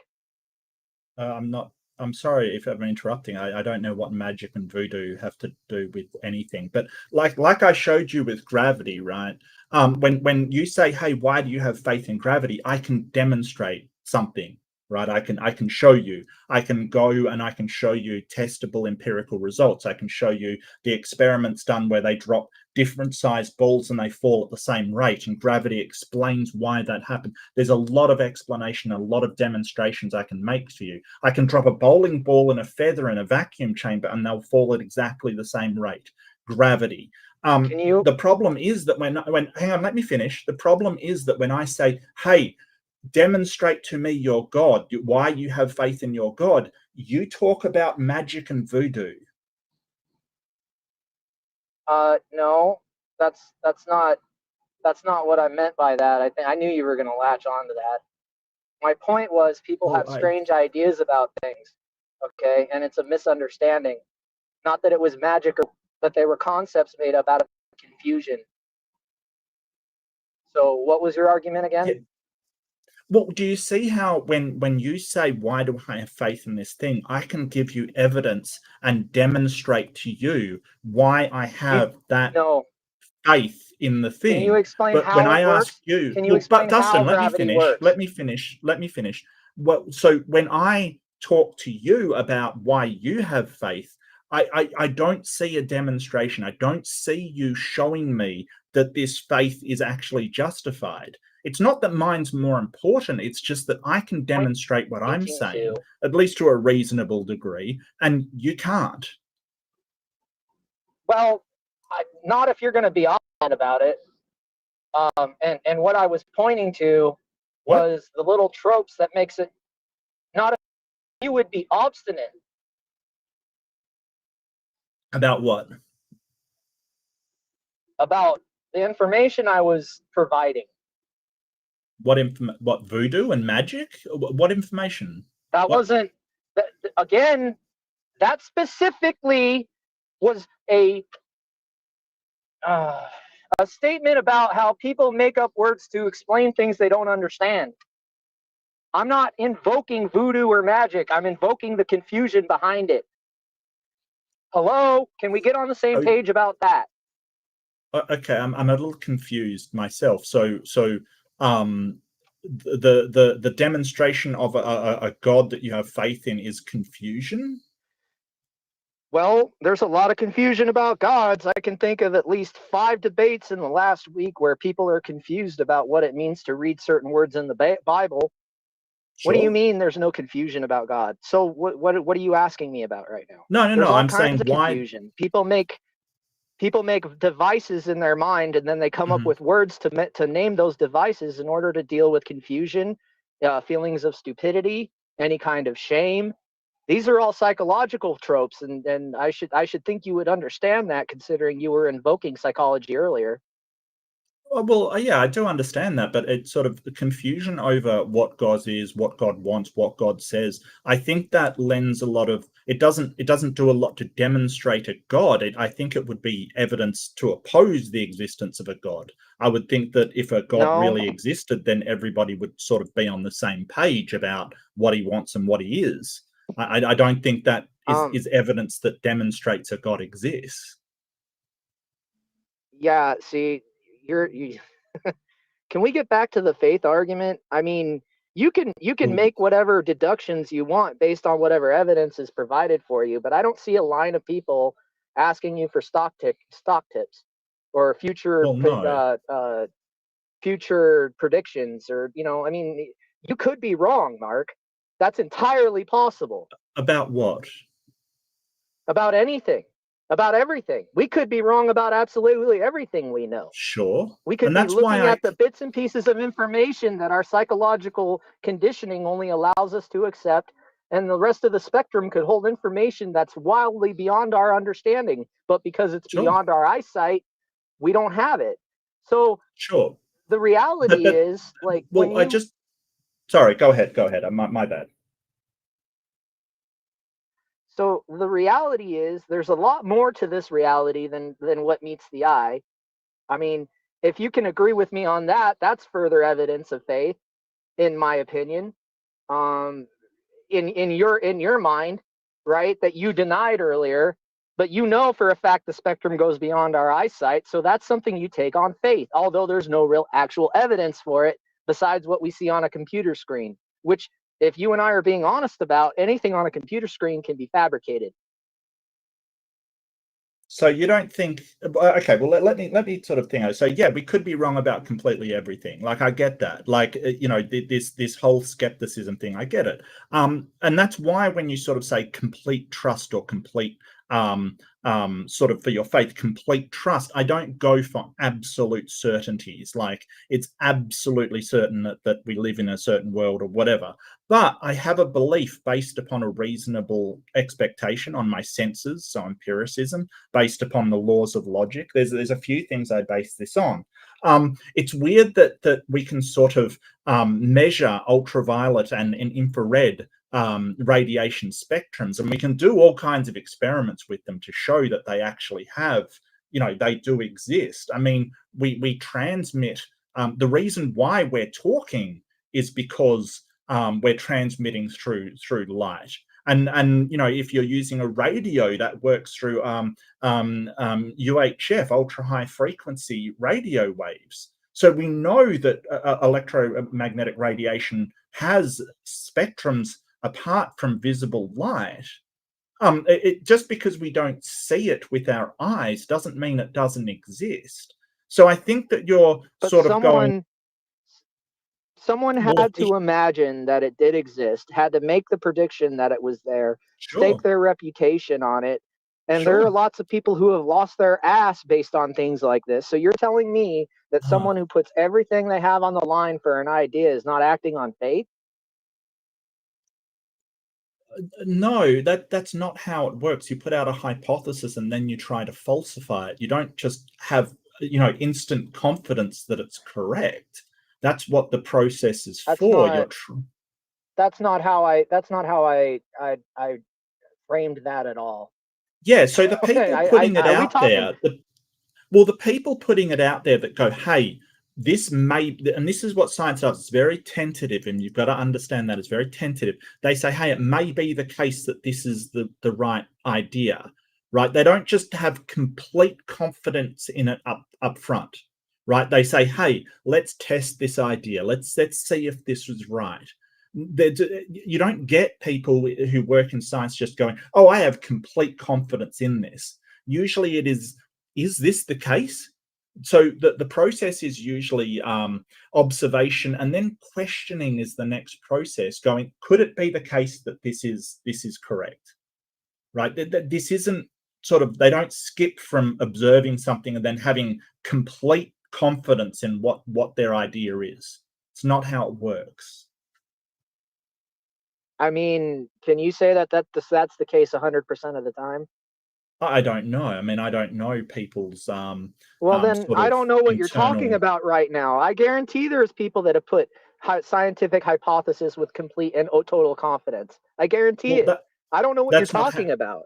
Well, that's not how the scientific method works. So they could have put complete confidence in it and sort of come out correct, but that's not a good way to do science. That isn't the modern scientific method. The modern method is to make a hypothesis trying to falsify what you think may be the case, right? So there's this idea of falsification. So your hypothesis is formed with, how do I prove that my idea is wrong? And when you can't prove your idea is wrong, that's when you know you've got a right idea.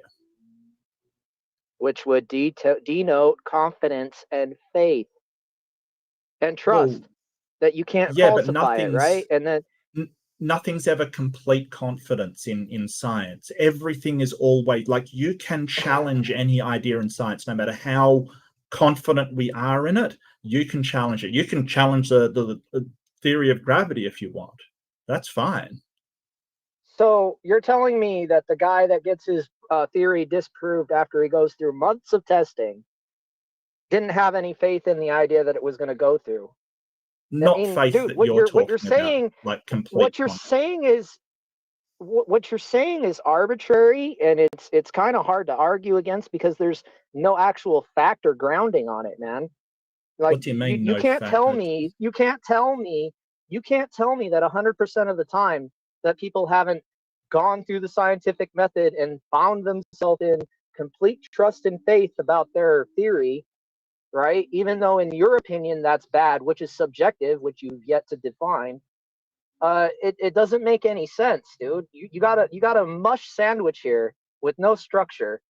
right? Yeah, And that it's doesn't even just a mean rescue anything. device after a rescue device. I know, that's what I'm saying. What you're saying No, doesn't mean no, anything, no. What man. you're saying doesn't There's mean anything. Complete mush. Because what I'm saying, Dustin, is that most scientists, when they go through the process, they consider a lot that they are wrong. Like if you talk to them, they will say, "Hey, I thought I was completely wrong at one point."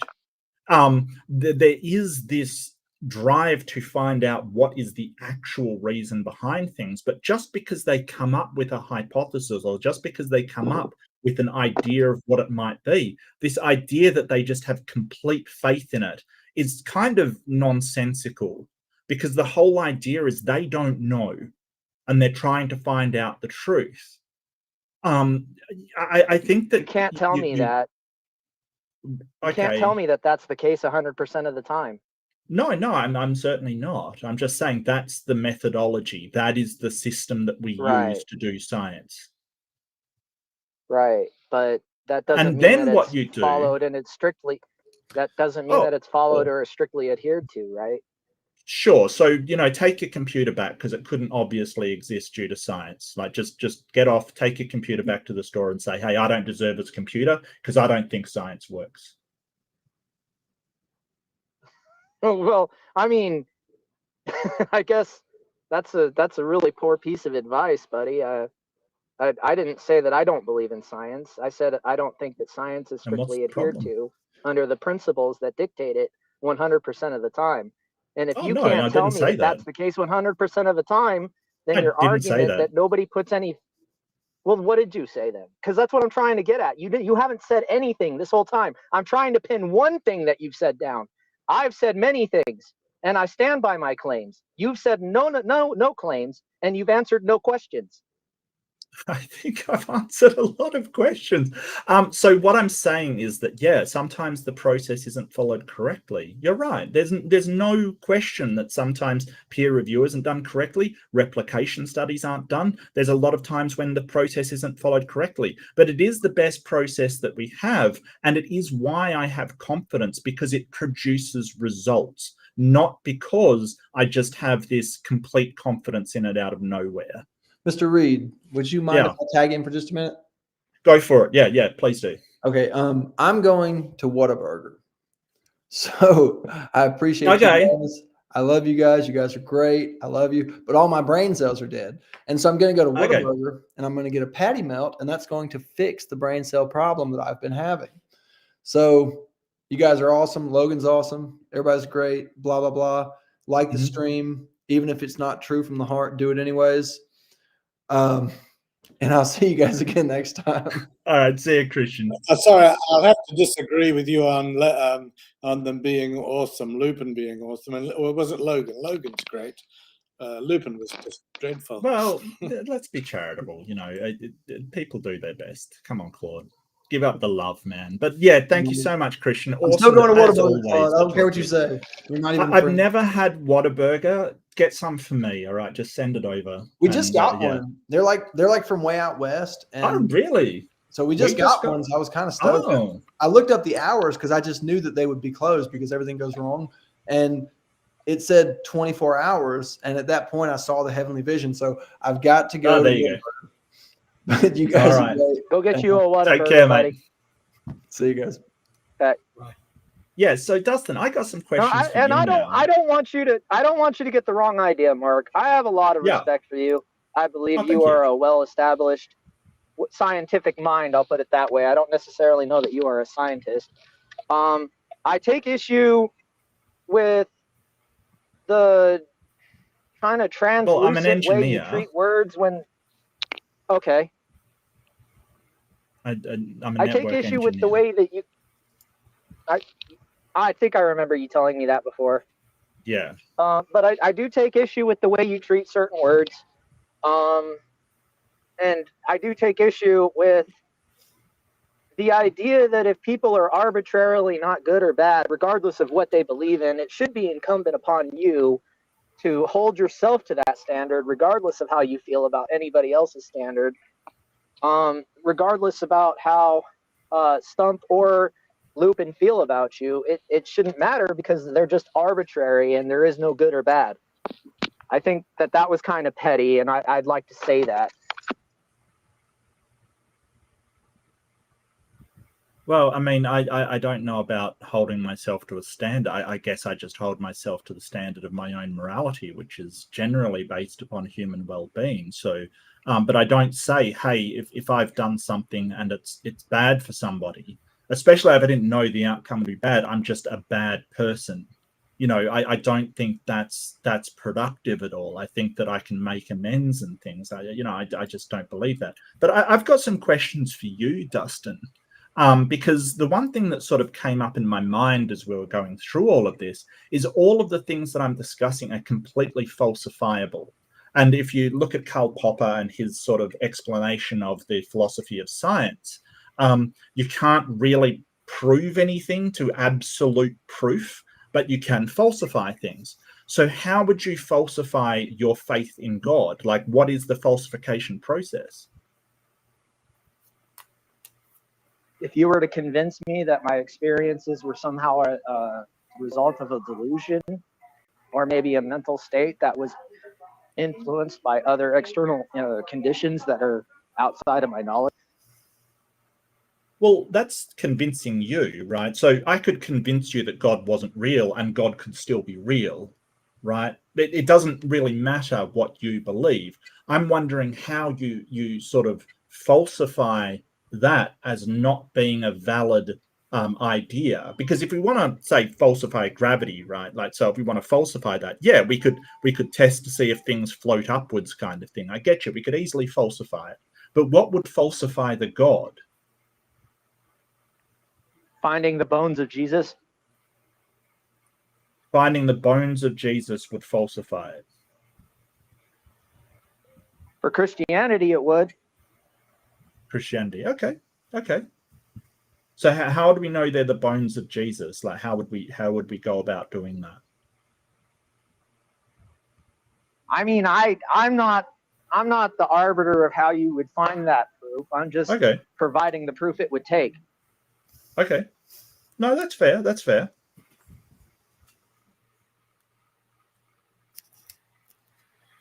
Okay, I'd like to fund an exposition to find the bones of Jesus. No, I'm joking. Don't get angry. I'm joking. I'm not mad at you. If you could do it, it would alleviate a lot of issues off of my mind. I've done things that scare me about the afterlife, Mark. Okay? What do you mean? I'm not doing this out of some arbitrary. Scare you about the afterlife? What do you mean by that? I've manipulated. I've confused issues. I've benefited off of people's labor for selfish reasons, and I have not reciprocated. I've done some bad things. Okay. Yeah, but that doesn't make you a bad person. As far as I know, that's not requirement or arbitrary to. So do you think you're a bad person because you've done some bad things? I know I'm a bad person. Yeah, I don't think that's particularly useful, to be honest with you. I think everybody does bad things in their life. I don't think it automatically. Have you done good things in your life? Well, I mean, subjectively, I believe I've done good things, but I don't necessarily know that they resulted in anything good. Well, but why if somebody does bad things, it makes them a bad person, but if they do good things, it doesn't make them a good person? Why is that? Because the nature of man is confusion and lies. Yeah, I don't think that's the case. Would that be a faith statement? Well, no, it's based upon sort of understanding how people are affected by, early childhood development up to their formative years during puberty. There's people that don't generally do bad things. I don't know what to tell you. I don't know why you would sort of say it's based upon confusion and lies.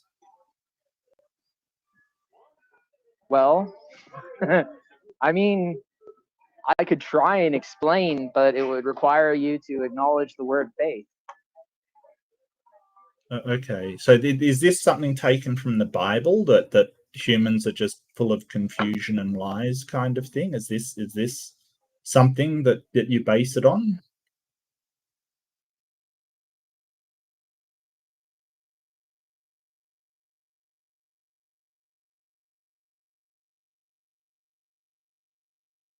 Hello? Do you have any idea how many times I have watched a father of 12 come over to my father's house and blow the last money in his wallet on a line of heroin? Do you have any idea? That's awful, but there are a lot of people that don't do that, Dustin. I mean, if you want to talk about substance abuse and why it occurs, I can. I'm worried that it's sort of I don't seems want like to a talk about sensitive. substance abuse. Yeah, I think it's No, a I very don't want to talk sensitive about subject. substance abuse. Yeah. Well, I'm just trying to tell you, like, Mhm. if you're going to say that there is no confusion in lying and that people are arbitrarily good and or arbitrarily bad, then where do you draw the line at? I mean, you have to have some kind of subjective point. Like, I don't know. Well, the whole idea, I didn't say that there is no confusion or lies. That would be completely untrue. I just don't think humans are based upon confusion and lies. I don't think that's the case. I think that's a very pessimistic way to look at the human species. I think that people are generally. How many children believe in Santa Claus and the Easter Bunny? What do you Yeah, mean it's I on wouldn't teach a child us? that the Santa Claus and the Easter Bunny are real. I've got a big problem with that, actually. Well, I mean, that's just my point right there, okay? The mankind is built on confusion and lies. Some Well, of the I would most say the basic and majority arbitrary of. beliefs that we have. Okay. I would say the majority of people don't believe in Santa Claus or the Easter Bunny. But the majority of people know about it. Well, yeah, but if you look at the amount of people in China, for instance, their kids don't believe. Well, no, that's okay, but that's subjective. What other things do they believe in, like dragons? No, no, they don't. They don't generally believe. Some Nobody do. in China believes in dragons. Yeah, I said okay. generally. I Hi, said buddy. generally. Yeah. So Well, they do have myths, and some people do believe in dragons for sure. But I don't think a majority of them do. I don't think a majority of people around the world do. Mark, the question is why. Yeah. Sorry. I think Ken Hova does. Oh yeah, but he just thinks dinosaurs are dragons. He's just using dragon to describe a dinosaur. Oh, go ahead. Which is weird. But sure, if you want to call dinosaurs dragons, I guess, but I'm more concerned with Kent thinking that we lived side by side with dinosaurs, which is bafflingly weird, but okay. Yeah, I'm not really here to defend Kent Hovind. Well, it's okay. It was just an aside by Ghost. It's fine. I just think that there isn't a lot to base upon that confusion and lies is what humans are sort of have as their base kind of thing. I just don't see a lot of evidence that is the case. People generally, don't lie all the time. Of course, there's people that do. There's deceptive people. I wouldn't argue that, but I find it very strange to think that that's at a base level what humanity is sort of built upon. I mean, if you're going to argue from the idea that the half of people that have a common sense based principle has the proper and correct answer, I can't necessarily refute that argument, but then you still have to account for the other half that are confused and why that is a problem. And furthermore, why the people who have the information, and it's not incumbent on them in order to make it clear. Well, I'm not saying confusion doesn't exist either. It's just an odd statement to say that's what humanity is based on. You need to make up my mind. You need to make up my mind. It either exists and therefore we are based on it, or it doesn't exist and therefore we are not. Make up my mind. Well, Snickers bars exist. It doesn't mean we're based on it. Just because something exists doesn't justify the claim that that's what we're based upon. You went from arbitrary and ethereal to a hard and well-known product. Well, I think that humanity. I agree with you. Yeah. I agree with you when you say that we're not based on pepperoni pizzas.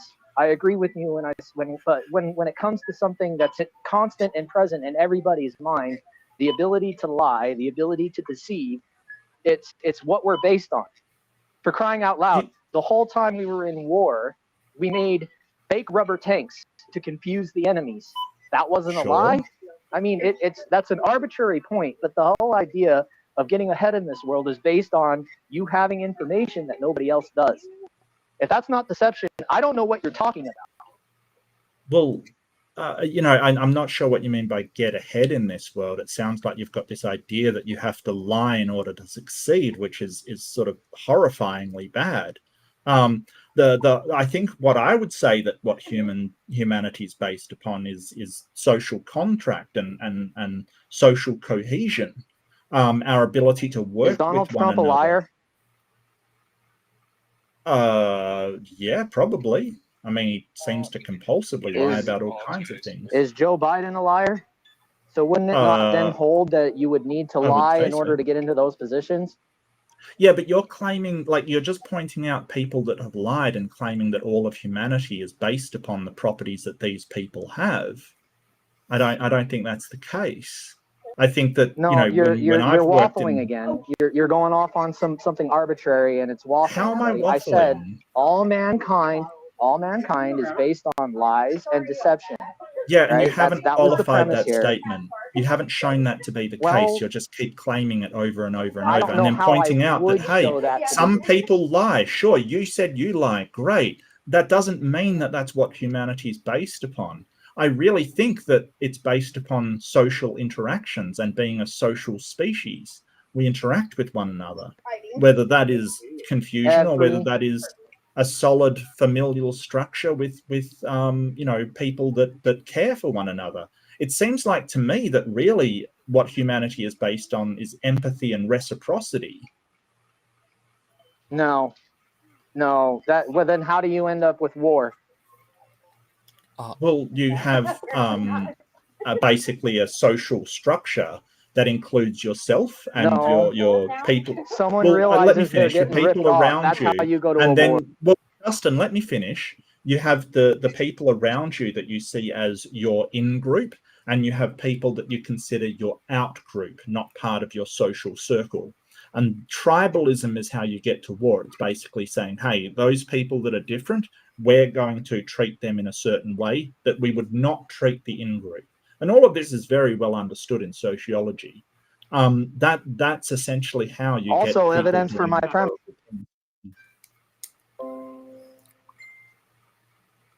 Adds to your premise how? It's because it's evidence for my premise, right? The idea that we're different because of tribalism is based on a lie. We're different. What lie? What are you talking about? It's just a social construct. Yeah, I don't think. But when that's it's Nazi true. Germany, then it's Nazism, right? No. I don't think it's true. I think it's just a social construct. Like any social construct, we just made it up. We have these constructs, like the idea that you have a set group that you're with. It's just a social construct. Like you've just made a group. Like you're part of a pool playing team, for instance. It's just a social construct. It's not a real thing. Mark? Can I borrow your waffler? What? Mark doesn't have one. I think I've been pretty clear, to be honest with you. I mean, sure, but I'll post it up, see what people say. If I could post it up, gangster, I would love to. I'm going to take off, but it's fascinating talking with Dustin. I don't know, mate. I think that you're a little pessimistic about people. I guess I'm more optimistic. I'm more. I think that people generally do try to do the good things, and they don't succeed a lot of the time. And there's other pressures and other things that make them or lead them to do things that are bad for society. But I think that I generally have a lot more optimism in people. Mike? You're talking to a man who got shot in the stomach by another man who flattened all my tires not a week prior. I'm sorry to hear that. That's terrible. But not everybody's going around doing that, Dustin. Maybe move. I don't know what to say to you. If that's the normal where you are, that's terrible. But that isn't the normal where I am.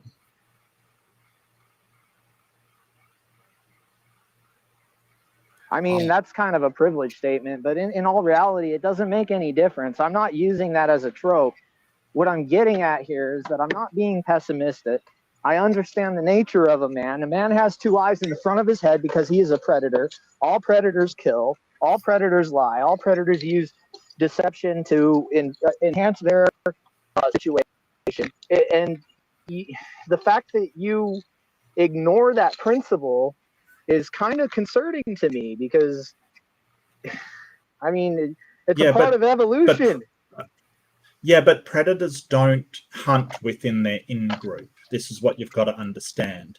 It's not like no, that's not predators true at all. Go and male lions when you will kill have female like lions excuse me when you that's not usual, right? It's not what humans do, and it's not what other animals generally do. Like you don't have predators taking out, like you don't have wolves killing each other and preying on one another. That's not what happens. Usually, like for instance with wolves, the alpha wolf makes the others submit, and as soon as submission happens, they're fine, right? This isn't something that you can say, hey, because like humans are predators, they should be just killing each other. That's not how social species works in evolution.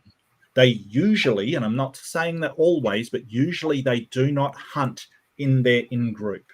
It doesn't happen because they have to work together. They have to. I suggest that the 10% that does disproves your assertion there. Okay, well, I just think it's really pessimistic, but I mean, well, Mike? you know. Sorry. Mike, nice to meet you. You too. Who are you? It's Microphallus. Didn't you read the name?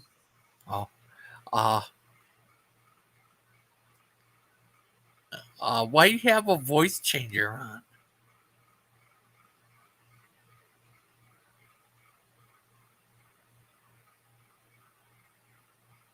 Hello, Mark.